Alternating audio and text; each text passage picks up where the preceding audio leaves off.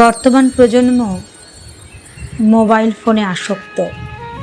প্রিয়জনের চিঠির মিষ্টি সুবাসের সঙ্গে তাদের পরিচয় নেই। চিঠি পাওয়া এবং পাঠানোর মধ্যে যে আনন্দ, তার কোনো ধারণাই নেই। আগে প্রিয়জন, আত্মীয় পরিজন, বন্ধু বান্ধব পরস্পরের মধ্যে চিঠি আদান প্রদান করত। সেখানে থাকতো তাদের হাতের ছোঁয়া।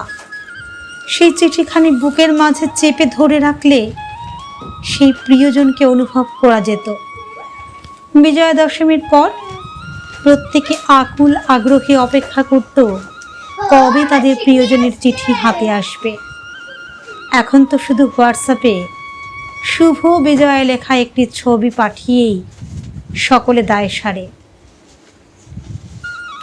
কিন্তু সেই প্রাণ কোথায় হোয়াটসঅ্যাপে প্রাপ্ত ছবিতে? যে আবেগ, যে অনাবিল খুশি মিশে রয়েছে প্রিয়জনের লেখা চিঠিতে। আজও মনে পড়ে ছোটবেলার স্কুল জীবনের কথা। বর্ধমানের বান্ধবী দোলার চিঠি আসতো। স্কুল থেকে ফিরে যখন দেখতাম দোলার চিঠি এসেছে, মনটা খুশিতে দুলে উঠত। কিন্তু এখন তো বাচ্চারা চিঠি কি তাই জানে না।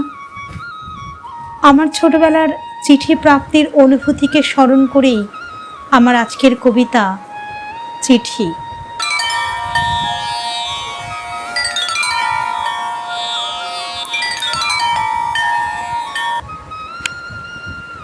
পেয়েছি যে তব চিঠি, ঘরে এলো শনিবার, সময় তো হাতে নেই, ছিল বহু লিখিবার। তাড়াতাড়ি করে তাই টেনে নিয়ে খাতাটি হিজিবিজি লিখে দিন। ভরে গেল পাতাটি। চিঠিতে যে লেখা আছে চিঠি দিতে ভুলেছি। কখনো কি কাহাকেও আমি চিঠি দিয়েছি?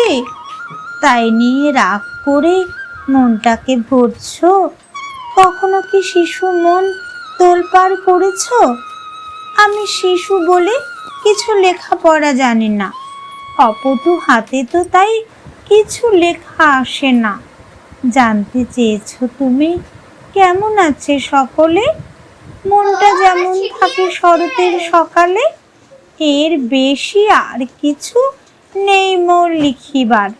শেষ করি চিঠি হেতা, সময় যে পরিবার।